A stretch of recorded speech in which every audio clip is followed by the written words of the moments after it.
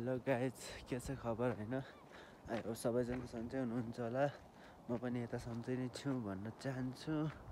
अनि त्यही हो गाइज, भिडियोमा जति पनि हाम्रो साथीभाइहरू हुनुहुन्छ, दिदी दाइ भाइ सबैजना है, च्यानलमा नयाँ आउनुभयो भने हाम्रो च्यानललाई सब्सक्राइब गरेर बेल नोटिफिकेसन अलमा सेट गरिदिनु होला, त्यही भन्न चाहन्छु है। अनि अब म बेला बेला लाइभ पनि आइरहेको हुन्छु, लाइभ पनि जोइन गरिदिनु होला।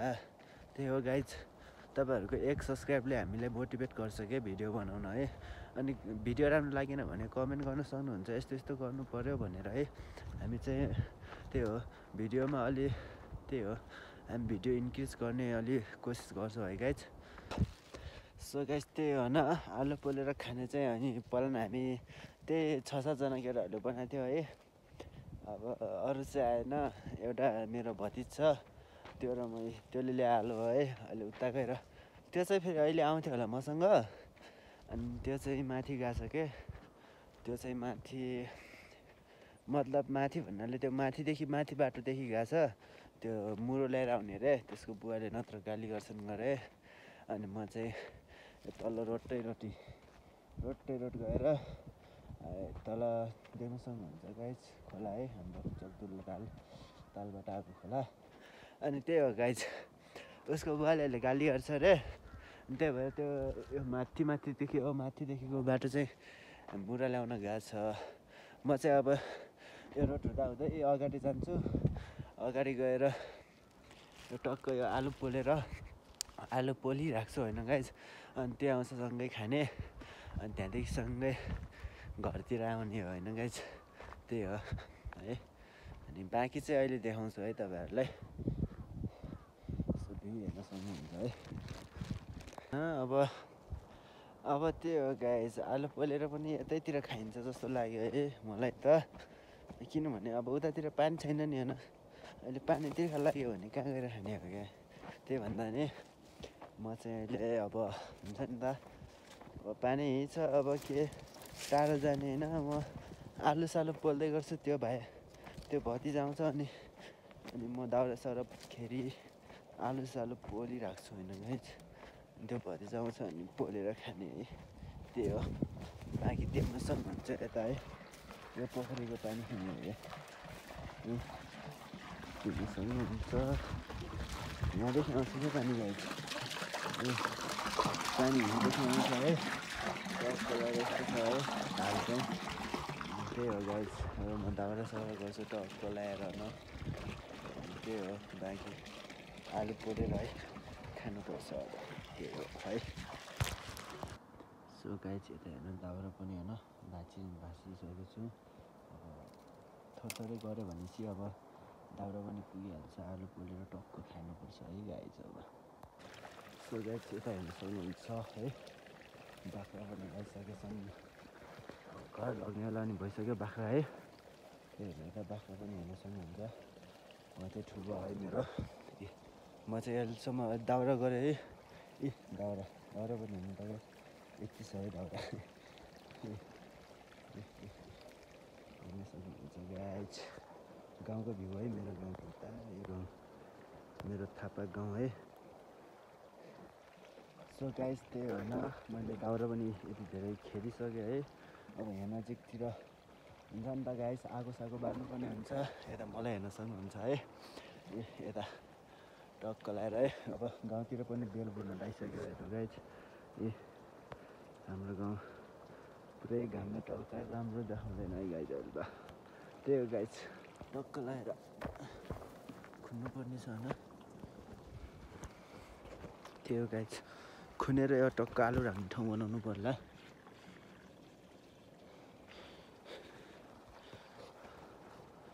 आलु राख्ने ठाउँ बनाउनु भनेको खन्ने भाटै पाइन क्या गाइज, मैले फेरि यसलाई बनाउँछु यार। सो गाइज है, आलु त अडाउनु पर्यो है गाइज। यस्तो गरेर यस्तो टक्क लगाएर आलु पोल्नुपर्छ होइन गाइज माथि। अब आलु ल्याएर आउँछ है, आलु पनि थोरै छ गाइज, 2 जनाले मात्र हो यो हेर्नु त। आलु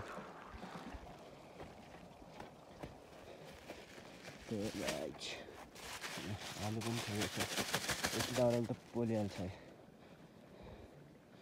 अनि टक्क लाएर यति गरेर हाल्नु गाइज अनि त्यही हो गाइज यता हेर्न सक्नुहुन्छ अब चाहिँ होइन यस्तो खालको घाँस लगाउनु पर्ने हुन्छ होइन मैले अब आगो बाल्नलाई मतलब आगो जगाउनु पऱ्यो नि त होइन गाइज यत्तिकै पोलेर खाएर मात्रै त भएन है अब टक्क लाएर यो घाँस खेरेर लाग्नुपर्छ मैले जहाँसम्म मलाई लाग्छ अनि टक्क लाएर आगो बालेपछि अनि यस्तो है गाइज यस्तोले चाहिँ टक्क आगो बाल्न चाहिँ अलिक मद्दत गर्छ है सो गाइज हेर्नु आगोसागो पनि बालिसक्यो है अब यता आलु पाक्दै होला है आलु पोलिन्छ अनि त्यो भजिस पनि आउँदैछ होइन त्यतिसम्म के गरी बस्ने गाइज बोरिङ लागिसक्यो क्या मलाई फेरि है त्यही हो गाइज आगो कस्तो छ कमेन्ट गर त गाइज एकैछिनमा कति धेरै दाउरा खेल्थ्यो त्यही हो गाइज भतिज बाबा आउँदैछ भतिज बाबा आयो भने चाहिँ टक्क लाएर भिडियो गर्छु होइन त्यही हो सो गाइज आगो यसरी धन्कियो भने अब यो दाउराले चाहिँ अब आलु पल्टाउनु पर्छ है एक साइडतिर त पाक्यो आलु पाकै छैन त एक साइडतिर पाकै छैन टक्क लाएर अब भतिज आउँछ ल्याम खानुपर्छ गाइज अरू भने यस्तै होइन टेन्सन भन्ने जिन्दगीमा मान्नु हुँदैन त्यही हो गाइज यो आलु त खाइदिन्छु यार पोलिया रहेछ गाइज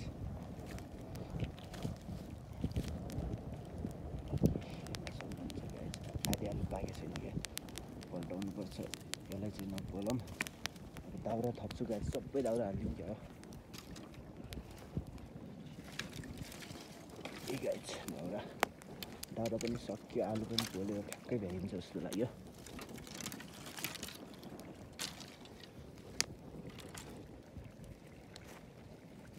त्यही हो गाइज धन्नै काँडा बिज्यो हेर्नु त गाइज दाउरा गर्ने बेला हात मेरो कालो न कालो भएछ है मान्छे त सेतै छु फेरि त्यही हो गाइज सो गाइज माथि देख्न सक्नुहुन्छ केटो आइसक्यो है अब आलु सालु खाने अब खुर्सानी त ल्याएको छैन गाइज खुर्सानी ल्याउने भने हो उता बत्ती आएन क्या गाइज मिक्सर पिन्ने त्यो खुर्सानी पिन्ने मिक्सरै भएन क्या बाबु ल्याइस् त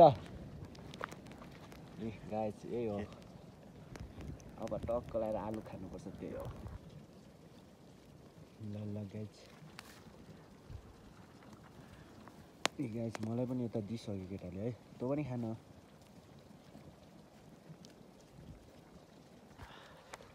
गाइज अब म चाहिँ खान लाएँ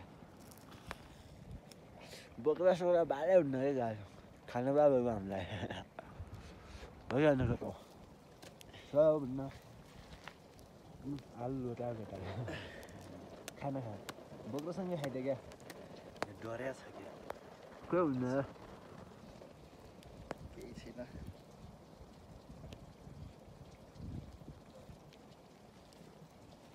सो गाइज म त ल्याम कि ल्याम लगाइदिन्छु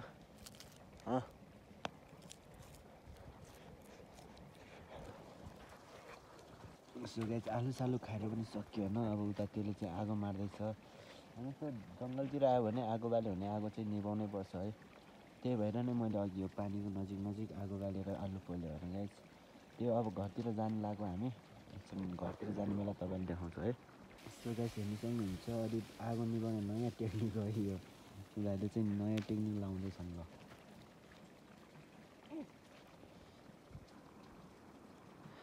उतादेखि पानी भर्ने जिल्लेमा होइन अनि यहाँ ल्याएर खन्यो भने आगो पुरै मारिसक्यो उताले समथिङ आगो मारिसक्यो